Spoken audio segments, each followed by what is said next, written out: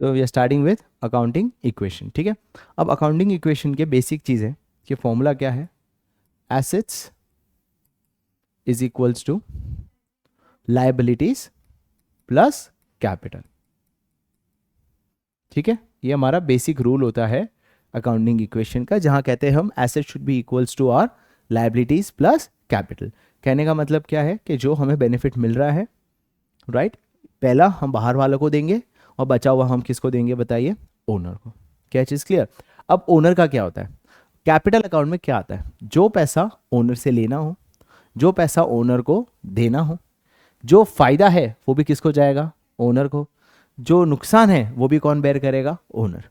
तो एक्सपेंस हो तो बेयर कौन करेगा, ओनर। इनकम है तो बेयर कौन करेगा बताइए, ओनर। जो पैसा ओनर को देना है that also part of capital account. क्या चीज क्लियर हुआ।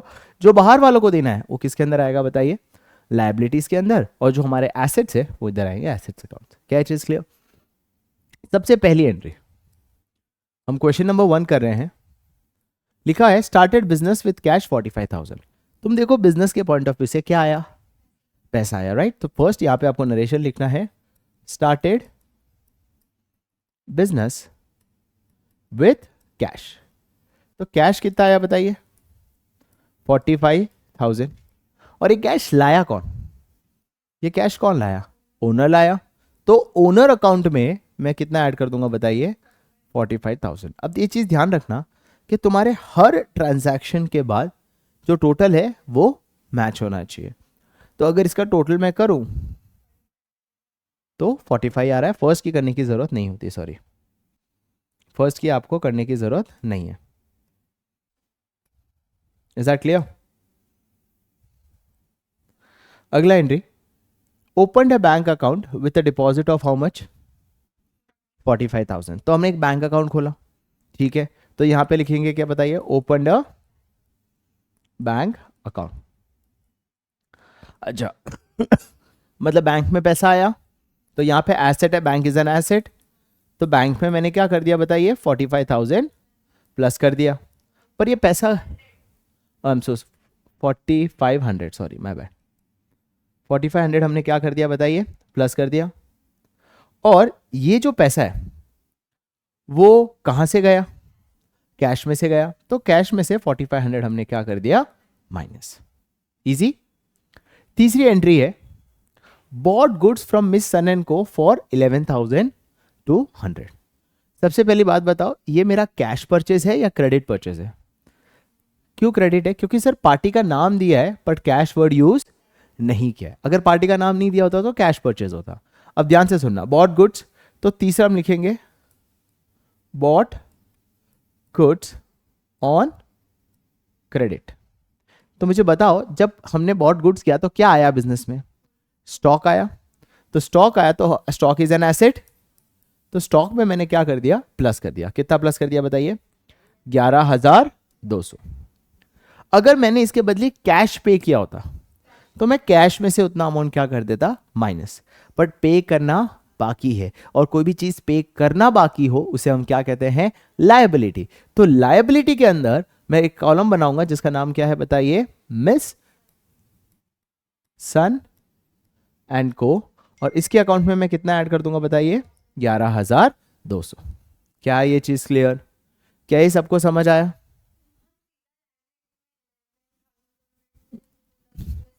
नहीं, आपको या तो मिस सन एंड को बनाना पड़ेगा या तो क्रेडिटर्स लिखना पड़ेगा, क्योंकि बहुत सारी लायबिलिटीज होती है। अब इसका टोटल कर लो, तो यहां पे कितना हुआ बताइए, 40,500। बैंक में कितना है, 4,500। और 11,200 जो है वो स्टॉक में। लाइबिलिटीज में कितनी है, लाइबिलिटीज 11,200। और कैपिटल में कितना है बताइए, 45,000। अब ध्यान से देखो, टोटल एसेट कितना है मेरा, टोटल एसेट है मेरा 56,200, ठीक है, 56,200। क्या मेरी लाइबिलिटी कितनी है बताइए, 11,200। और मेरा कैपिटल में कितना अमाउंट है बताइए, 45,000। जिसका मतलब क्या हुआ कि जितना मेरा एसेट है उतनी is equals to my liability plus capital. Is that clear guys, क्या ये चीज समझ आ गया, ग्रेट।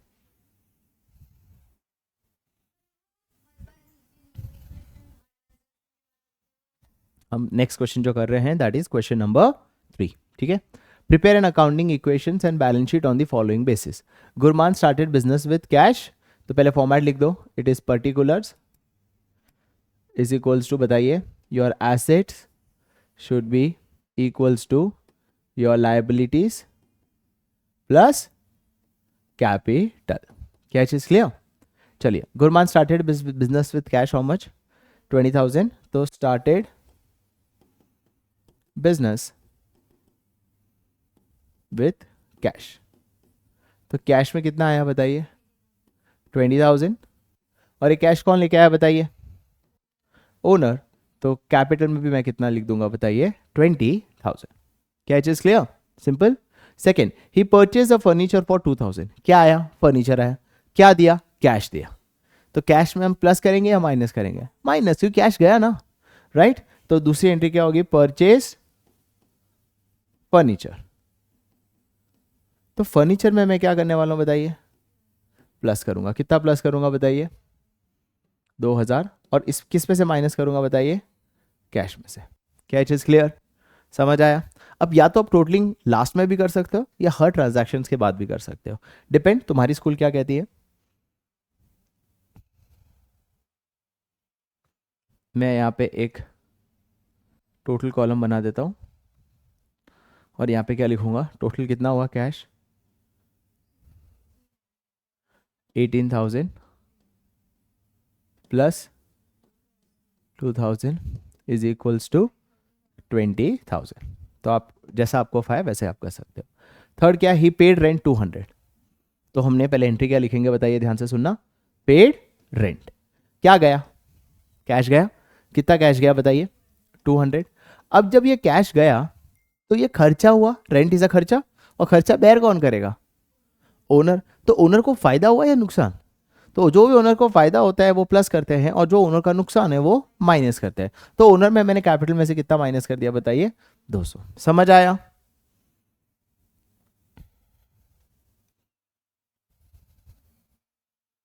तो टोटल कितना हो गया देखो? 17,000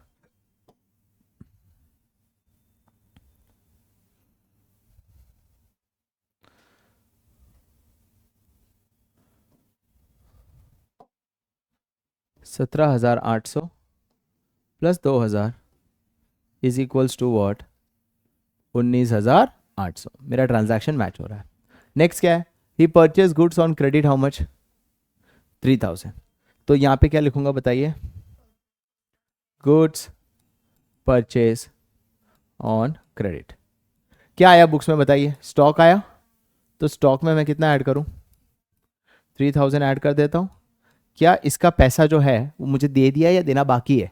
अगर दे दिया होता तो कैश में से माइनस करता. क्योंकि देना बाकी है तो लाइबिलिटीज में एक लेजर का नाम खोलूंगा मैं, क्रेडिटर्स. और क्रेडिटर्स में कितना ऐड कर दूंगा बताइए? 3,000. क्या ये चीज़ क्लियर? अब फिर से हम क्या करेंगे? इसका टोटलिंग. टोटल कितना हुआ बताइए? सबसे पहले 17,000 17,800 प्लस 2,000 प्लस 3,000, मतलब टोटल मिला के कितना हो गया? 22,800 should be equals to 3,000 plus 19,800, मतलब मैच हो रहा है. Last question. He sold goods costing 2,000 for 5,000 on cash. देखो क्या गया बिजनेस, इतना मुझे बताओ. बिजनेस से गुड्स गया है ना. ध्यान से सुनना, ये अच्छा एंट्री है. पहले लिख दो सोल्ड गुड्स. अब मेरी बात सुनो. देखो 2,000 का स्टॉक लाया था और कितने में बेचा बताइए?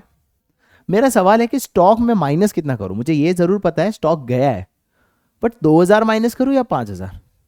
2,000 ही. क्यों? क्योंकि जब स्टॉक में प्लस आपने कॉस्ट पे किया है तो माइनस भी आप हमेशा किस पे करोगे? कॉस्ट पे. याद रखना इन्वेंट्री हमेशा किस पे रिकॉर्ड होता है बताइए? कॉस्ट. समझ आया? तो गुड्स गया कितना बताइए? 2,000. पर उसको बेच के क्या आया? कैश आया. कितना कैश आया? तो कैश में मैं कितना ऐड कर दूं? सर ये क्या बात हुआ? गया 2,000 आया 5,000. तो 3,000 का क्या है? प्रॉफिट. और प्रॉफिट किसका होता है? तो ओनर में. ओनर का फायदा हुआ या नुकसान? तो फायदा मैं क्या कर दूंगा? ओनर को प्लस. आया समझ? On that's it, your accounting transaction is done. अब इसका आप क्या करने वाले हो बताइए? टोटली इसका क्या बैलेंस शीट बनाना है? ओके तो सबसे पहली बात, ये कितना हो जाएगा बताइए?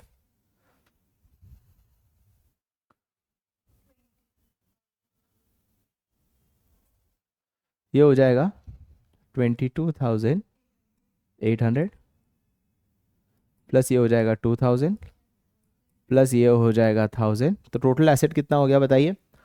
24,800, 25,800। और मेरा लायबिलिटी प्लस ये भी कितना हो जाना चाहिए बताइए? 25,800, जो हो चुका है। क्या चीज़ क्लियर? अब जब बैलेंस शीट बनानी हो तो कुछ नहीं करना है। बैलेंस शीट क्या होता है, ध्यान से सुनना। जो आपने ये किया ना, यहाँ पे देखो बैलेंस शीट बना रहा हूँ मैं। जब आप बैलेंस शीट बनाओगे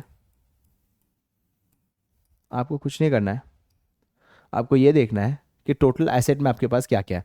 क्योंकि इधर क्या आती है बताइए? लाइबिलिटीज। और इधर क्या आता है बताइए? एसेट्स। तो कैपिटल कहाँ गया सर? ध्यान से सुनना। लाइबिलिटीज याद है, दो टाइप की होती थी, एक थी इंटरनल, एक थी एक्सटर्नल। इंटरनल लाइबिलिटी का दूसरा नाम क्या है? कैपिटल। तो कैपिटल कितना है बताइए? ऑलरेडी मैंने निकाल दिया था, 22,800। और मेरी टोटल लाइबिलिटी में क्या था? खाली क्रेडिटर ही था। और कितना था क्रेडिटर्स बताइए? 3,000। क्लियर? अब एसेट साइड देख लो, कैश कितना है मेरे पास?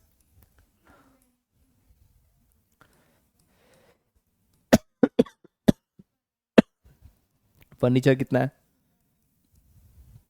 2,000। और स्टॉक कितना है? दैट्स इट, हो गया। अब टोटल कर लो।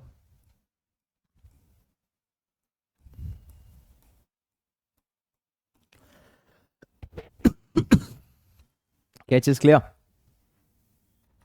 चलो अगला क्वेश्चन है, क्वेश्चन नंबर 6, फटाफट करा देता हूँ। अकाउंटिंग इक्वेशन बनानी है, फॉर्मेट क्या होगा बताइए? Particulars assets that is equals to your liability plus capital। सबसे पहला, started business with cash। started business with cash। Cash कितना आया बताइए? 70,000। कौन लाया? तो ओनर में भी मैं क्या ऐड कर दूंगा? 70,000। क्रेडिट परचेज ऑफ गुड्स, तो यहाँ पे क्या लिखूंगा? Credit purchase. क्या आया मेरे पास? गुड्स आया। स्टॉक आया, कितने का स्टॉक आया बताइए? 18,000। क्या पैसा दिया या बाकी है? बाकी है, तो लाइबिलिटी हुई। तो लाइबिलिटी में मैंने क्या ऐड कर दिया? एक नया लेजर, क्रेडिटर्स। और वहाँ पे कितना ऐड कर दिया बताइए? 18,000। तीसरा, payment made to the creditors in full settlement. अब याद रखना word full settlement. Full settlement का मतलब उसका हिसाब पूरा हो जाना, हिसाब पूरा हो जाना, उसी को हम क्या बोलते हैं? Full settlement, right? Paid to creditors in full settlement. देखो जब भी फुल सेटलमेंट है मतलब हिसाब पूरा हो जाना, मतलब क्रेडिटर्स में से कितना माइनस कर दोगे? 18,000, क्योंकि हिसाब हो गया। बट पे कितना किया खाली? तो पैसा आया या पैसा गया? गया, तो 17,500 कैश में भी माइनस किया। सर सेटलमेंट पूरा 18,000 का हुआ, पे खाली 17,500 किया, तो 500 का क्या हुआ? प्रॉफिट। बोला यार इतना पे कर रहा हूँ, थोड़ा 500 का डिस्काउंट दे देना। और वो प्रॉफिट किसको मिलेगा? ओनर को ही मिलेगा, और कौन लेके जाएगा? क्या चीज़ क्लियर हुआ? समझ आ गया? क्योंकि कैपिटल में प्लस क्यों? क्योंकि ओनर का उससे क्या हो गया? फायदा। Purchase a machinery for cash how much? 20,000। तो एंट्री क्या लिखेंगे? Purchase machinery. क्या आया मेरे पास? मशीनरी आई। कितने की मशीनरी आई? अच्छा 20,000 की मशीनरी आई। उसके लिए क्या दिया मैंने? कैश। तो कैश में से मैंने कितना माइनस कर दिया? 20,000। क्लियर? डेप्रिसिएशन ऑन मशीनरी कितना है? 2,000। अब what do mean by depreciation on machinery? Sir जो मैंने मशीनरी खरीदी उसका वैल्यू कम हो जाता है because of wear and tear, उसी को हम क्या बोलते हैं बताइए? डेप्रिसिएशन। तो उसे हम क्या लिखेंगे? Depreciation on machinery. किसी को डाउट है डेप्रिसिएशन क्या होता है? जब हम मशीनरी को यूज़ करते हैं, बार बार यूज़ करेंगे तो उसकी वैल्यू क्या हो जाएगी? कम। उसे बोलते हैं डेप्रिसिएशन। कितना वैल्यू कम हो गया? 2,000 से। तो मशीनरी की वैल्यू 2,000 से कम हुआ तो इतना नुकसान हुआ। कौन बेयर करेगा वो नुकसान? ओनर। तो ओनर में 2000 क्या कर दिया? माइनस। और इसके बाद अब हम क्या करेंगे इसका total.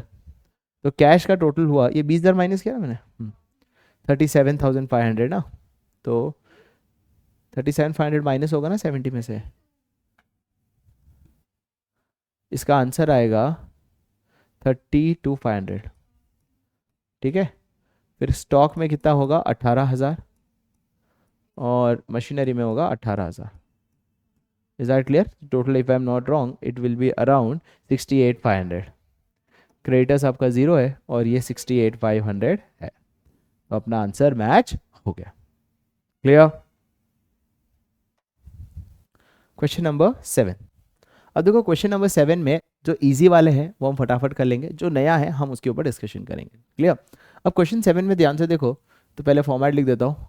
Particulars is equals to assets is equals to liabilities plus capital. ठीक है। सबसे पहले स्टार्टेड बिजनेस विद कैश 50,000, तो मैं पर्टिकुलर्स नहीं लिख रहा हूँ, ये फर्स्ट ट्रांजैक्शन का है। कैश कितना हुआ बताइए? 50,000, और क्योंकि ये पैसा कौन लाया? ओनर, तो ओनर में मैंने 50,000 क्या कर दिया? प्लस। क्लियर? क्या फर्स्ट ट्रांजैक्शन में कोई doubt? Second transaction, salary paid 2,000, तो सेकेंड एंट्री में सैलरी पेड है, तो क्या हो गया? कैश गया। कैश कितना गया बताइए? माइनस हो जाएगा कैश 2,000 से। ठीक है। और क्योंकि ये खर्चा बेयर कौन करेगा बताइए? ओनर, तो ओनर में से भी माइनस कितना करोगे? 2,000। क्या चीज क्लियर? ओके। तीसरी चीज वेज आउटस्टैंडिंग, ये नया है। क्या होता है वेज आउटस्टैंडिंग? वेज आउटस्टैंडिंग मतलब बेनिफिट मिल गया बट पे करना बाकी है, इसी क्या बोलते हैं? वेजेस। मतलब लेबर ने अपनी सर्विस दे दी पर मुझे पे करना बाकी है। अब क्योंकि ये सर्विस दी है, मैं तीसरी यहाँ पे लिख देता हूँ, जो नया हम सीख रहे हैं वो है वेजेस आउटस्टैंडिंग। क्योंकि ये सर्विस मैंने दे दी, इट इज एन एक्सपेंस, और एक्सपेंस कौन बेयर करता है बताइए? ओनर। तो ओनर बेयर करेगा, तो ओनर में से फायदा हुआ या नुकसान? नुकसान हुआ कितने का? 200 का। सर अगर ये पे कर दिया होता ना तो किस में से माइनस करता? कैश में से। बट पे करना बाकी है, तो उसे हम क्या कहते हैं? इसका कौन? लायबिलिटीज। तो लायबिलिटीज के अंदर शेप, लायबिलिटीज के अंदर मैं कॉलम बनाऊंगा जिसको बोलूंगा वेजेस आउटस्टैंडिंग, और उसके अंदर मैं कितना ऐड कर दूंगा बताइए? 200। क्या चीज क्लियर? अगला, interest due but not paid 100। Sir क्या होता है interest due but not paid? Sir जब मैं कभी लोन लेता हूँ तो लोन के ऊपर मुझे हर महीना या हर हफ्ता या हर साल एक इंटरेस्ट देना पड़ता है। उसका एक ड्यू डेट होता है। जनरली ड्यू डेट क्या होता है? महीने का एंड डेट, राइट? तो जब वो ड्यू हो जाता है और पे करना बाकी हो तो उसे हम क्या कहते हैं बताइए? Interest due but not paid. समझ आया? लोन लिया तो लोन पे क्या देना पड़ता है बताइए? इंटरेस्ट। हर इंटरेस्ट का एक ड्यू डेट होता है, उस ड्यू डेट के अंदर पे नहीं किया तो एंट्री क्या हो जाएगी? Interest due but not paid. तो एंट्री क्या हो जाएगी बताइए? Interest due but not. Sir क्योंकि इंटरेस्ट एक एक्सपेंस है और वो बेनिफिट मिल चुका है, तो वो किस में से माइनस करेंगे बताइए? कैपिटल में से।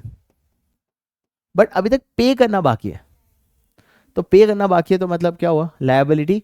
तो क्या लिखेंगे? इंटरेस्ट ड्यू कितना? 100 का। क्या चीज क्लियर? समझ आया? ये दो नया था। ये क्या है? Rent paid in advance. Sir इसको क्या बोलते हैं? Prepaid rent. क्या बोलते हैं? Prepaid rent. क्यों? पेड एडवांस मतलब पे कर दिया बट बेनिफिट मिलना उसे क्या बोलते हैं guys? Come on, rent paid in advance. पे कर दिया, पे कर दिया मतलब कितने से माइनस हो गया बताइए? कैश में से। बट बेनिफिट आना, तो उसे हम क्या कहेंगे बताइए? Prepaid rent. कितना बेनिफिट आना बाकी है? 150। समझ आया? राइट? पे कर दिया तो कैश में से माइनस, बट ये एक एसेट है। क्यों? क्योंकि अभी तक बेनिफिट मिलना बाकी है, तो एक नया कॉलम बनाया प्रीपेड रेंट। अब इसका तुम टोटल करोगे तो तुम्हारा आंसर आ जाएगा। तो इसका आंसर जो आया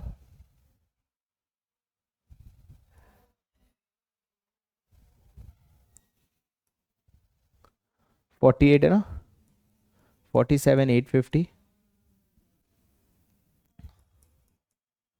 48 हुआ ना,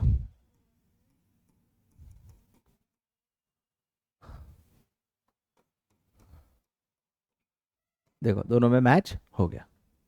क्या चीज क्लियर, समझ आ गया। अब मैं तुम्हें एक शॉर्टकट सिखाता हूँ, याद रखना। इसके अंदर दो चीजें हमने नहीं सीखी।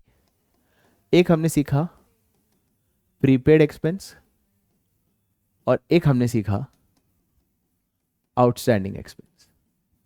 याद रखना, जब प्रीपेड एक्सपेंस होता है ना, प्रीपेड एक्सपेंस, इसके दोनों इफेक्ट किस साइड आएंगे, एसेट साइड। और इसके दोनों इफेक्ट किस साइड आएंगे, लायबिलिटी साइड। ये फिक्स है। इसके दो इफेक्ट क्या होंगे एसेट साइड, कैश में से माइनस होगा और एक एसेट में से क्रिएट होगा, प्रीपेड एसेट कहते हो, उसमें हम क्या करेंगे बताइए, फिक्स रूल है। और आउटस्टैंडिंग है तो कैपिटल में से क्या कर देंगे, माइनस, और दूसरा आउटस्टैंडिंग लायबिलिटी का तो नया कॉलम बनाएंगे और उसमें हम क्या कर देंगे बताइए, प्लस। तो याद रखना, प्रीपेड हो या आउटस्टैंडिंग हो, इसका एक बहुत अच्छा इफेक्ट है। दो इफेक्ट होते हैं, same asset side as well as from liability side. ये तुम्हें हेल्प करता है कि अगर आउटस्टैंडिंग है तो पता है दोनों इफेक्ट लायबिलिटी साइड, और प्रीपेड है तो दोनों इफेक्ट कहाँ हो जाएंगे, एसेट साइड। सो हमने यहाँ पे नया सीखा।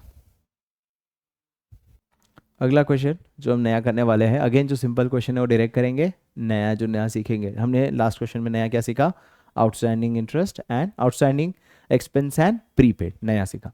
अब इसके अंदर नया क्या, देखो, show the effect of the following transactions and prepare a balance sheet. Question number 10, particulars, assets, liability, और तीसरा क्या है, capital. Started business with cash, तो कैश में कितना प्लस हो जाएगा बताइए, 60,000। और कौन लेके आया, ओनर लेके आया, तो ओनर में भी मैंने क्या कर दिया, 60,000 प्लस कर दिया, and your first transaction is done. दूसरा, रेंट रिसीव्ड कितना, क्या आया, कैश आया, तो यहां पे मैंने लिख दिया रेंट रिसीव्ड कितना, 2,000। और रेंट फायदा किसको हुआ, ओनर को, तो ओनर में 2,000 क्या हो जाएगा, प्लस, क्योंकि एक्सपेंस भी बेयर कौन करता है, ओनर, और इनकम भी कौन लेके जाता है, ओनर, और ओनर्स को फायदा हुआ तो ओनर में मैंने क्या कर दिया, प्लस। अगला, अक्रूड इंटरेस्ट, ये अच्छा है 500। सर ये क्या चीज है अक्रूड इंटरेस्ट, अक्रूड इंटरेस्ट का मतलब ये हुआ